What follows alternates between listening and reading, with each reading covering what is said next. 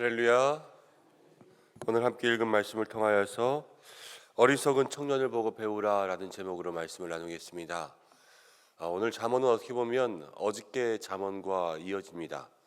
잠언 6장의 하반부에 이제 음란에 대해서 나오고 음행에 대해서 나오고 잠언 6장 하반부에서도 똑같이 아들에게 아비의 말, 어미의 명령 잘 듣고 잘 지키라, 마음에 새기라, 그런 이야기가 나왔었는데 오늘은 그의 연장선상에서 이제 솔로몬이 지혜자의 입장에서 한 어리석은 청년의 예를 들어주는 거예요. 그래서 다시 한번 그 음행에 대한 문제를 이야기하고 있습니다. 1절부터 3절까지를 보면 이렇게 나오죠. 내 아들아 내 말을 지키라. 그리고 내 계명을 지키라. 이것을 내 마음에 새기라.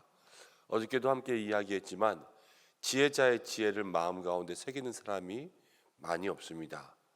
우리의 마음은 늘 거부하는 마음들이 있어서 누군가 지혜의 말들을 이야기할 때 그것을 내 마음 가운데 새기기보다는 늘 교만한 마음으로 그것을 거부할 때가 있는데, 여러분 이 잠언의 말씀들을 마음 가운데 잘 새기시기 바랍니다.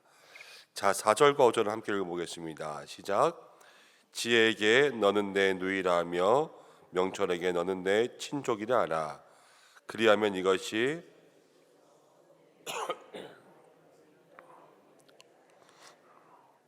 자, 무엇이라 얘기하냐면 지혜에게 너는 내 누이라고 명철에게 너는 내 친족이라 하라.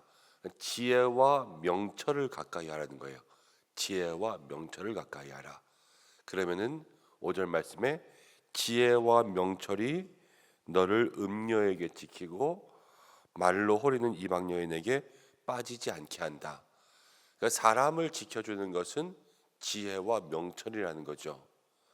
우리가 죄에 빠지지 않게, 우리가 음행의 일들을 하지 않게, 또 우리가 실수를 하지 않게 우리를 다 지켜주는 것은 늘 지혜와 명철입니다. 근데 잠언이 이야기하는 지혜와 명철이 뭐죠? 여호와를 경유한 것이 지혜고 거룩한 자를 아는 것이 명철이죠. 하나님을 알고 하나님을 가까이 하는 것이 우리를 죄에 빠지지 않게 지켜주고 음란과 음행에 빠지지 않게 지켜준다라는 것입니다. 신앙이 우리를 지키는 것이고 믿음이 우리를 지키는 거죠. 여러분 그것을 마음 가운데 기억하시기 바랍니다. 근데 오늘 보니까 이제 6절 말씀에 이제 창에서 한 예를 드는데, 집에서 창문으로 밖을 내다보고 있는데 한 청년의 모습이 보이는 것을 보게 됩니다. 근데 그가 8절 말씀 가운데 보면 거리를 지나서 음녀의 골목 모퉁이로 가까이 갑니다. 그리고 9절에 보면은 저물 때, 황혼 때, 깊은 밤 흑암 중에 가죠.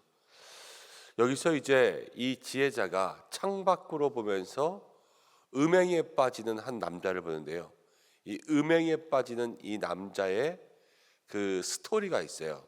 음행에 빠지게 되는 그런 죄에 빠지는 스토리가 있는 거죠. 여러분 오늘 이 말씀 가운데 있는 모습들을 한번 잘 마음속에 기억해 보시기 바랍니다. 첫 번째, 이 사람이요 음녀의 골목 모퉁이로 가까이 가요. 그리고 저물 때, 황혼 때, 깊은 밤 흑암 중에 간다라는 것은 음녀의 집이 어딘지 알고 있고 그 음녀의 집을 향하여서 깊은 밤에 저물 때, 어둑어둑할 때에 그곳으로 나아가고 싶은 것은 사람들에게 보이지 않고 부끄러운 마음들도 있지만 그러나 죄의 유혹들이 더 크게 다가오는 거예요. 그래서 늘 마음 가운데는 성도의 마음에 두 가지 마음의 갈등들이 있습니다. 이 영적 전투라 그러죠. 그래서 늘 부끄러운 마음들도 있지만 또 그 유혹의 마음들도 같이 일어나는 거예요.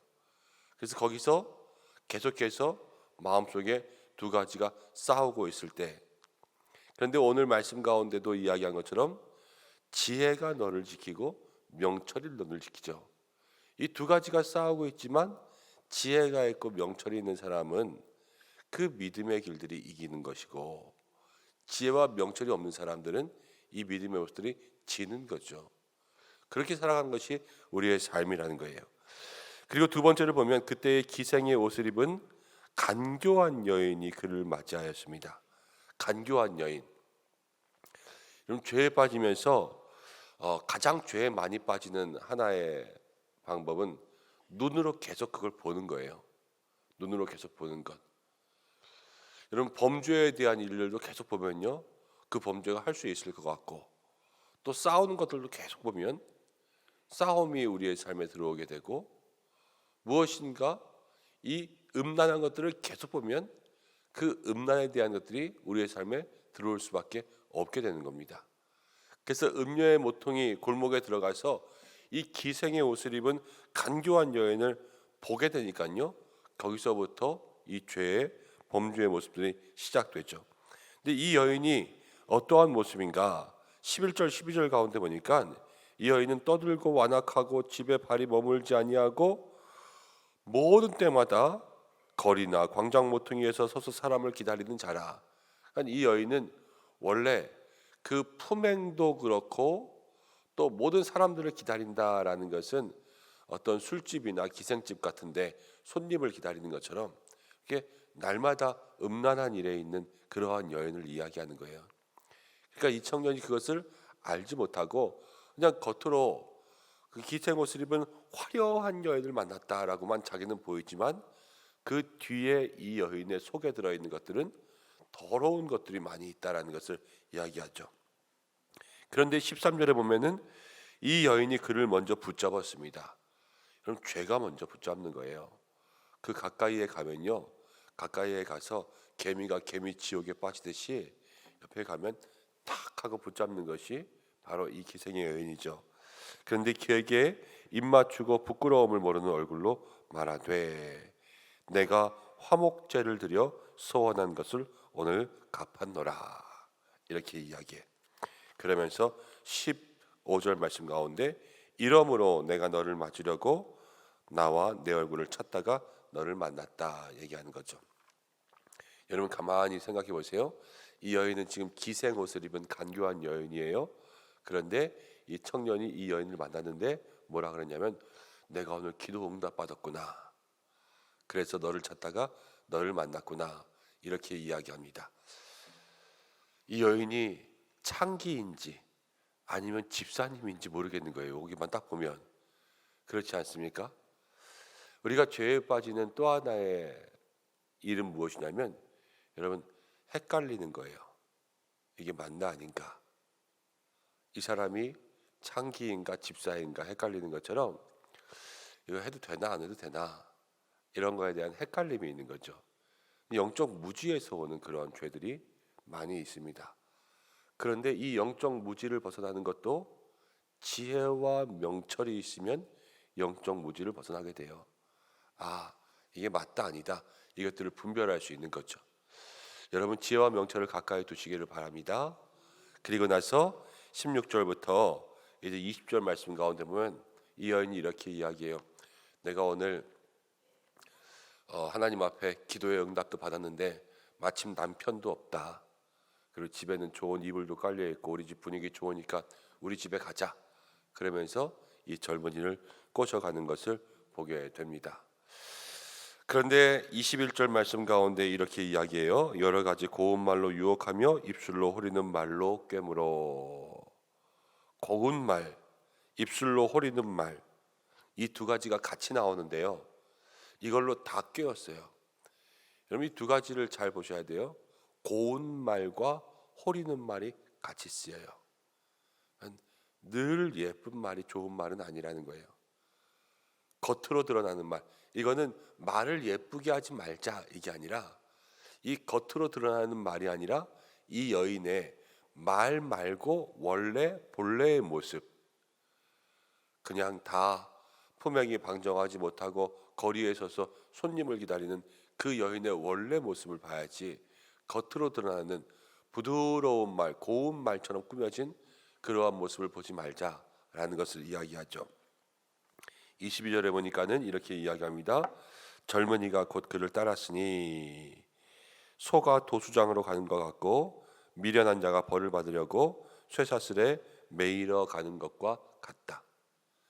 그 여인이 그 남자를 꿰어가는 것을 보니까 젊은이가 음행하는 골목에 들어갔지만, 집창촌 같은 데로 들어갔지만 저거 완전히 도살장 끌려가는 소같이 끌려갔다라는 것을 보게 되죠.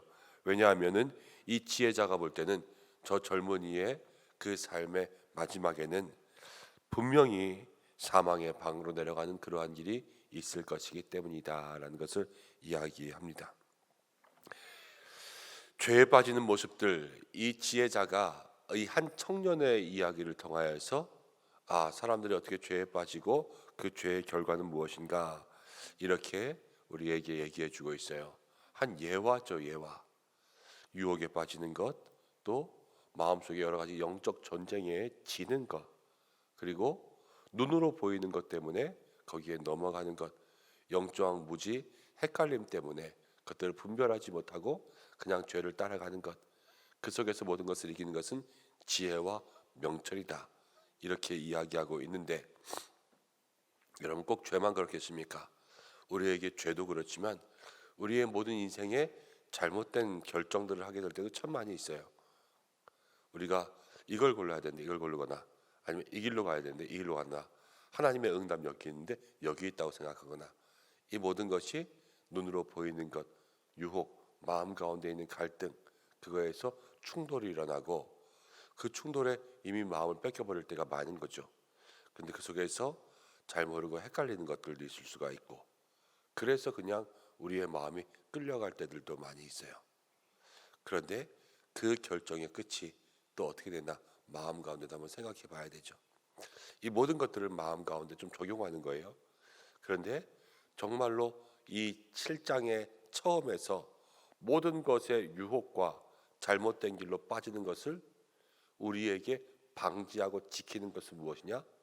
지혜와 명철이죠. 또 하나님을 가까이 하는 지혜, 거룩한 자를 아는 명철이 있을 때 우리에게 그 삶이 이루어지게 될 줄로 믿습니다.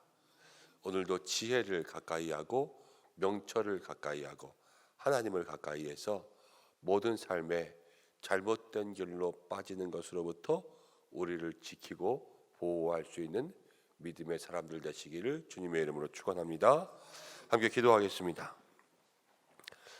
고마우신 아버지 하나님, 오늘 한 청년의 삶을 보면서 우리들의 마음에 나아가야 될 것, 마음에 새겨야 될 것들을 붙잡습니다. 음행의 골목에 빠진 한 청년의 모습을 보면서 하나님, 우리도 죄의 모습에 빠지지 않는지, 잘못된 길에 빠지지 않는지 주여 돌아보게 하여 주시옵소서.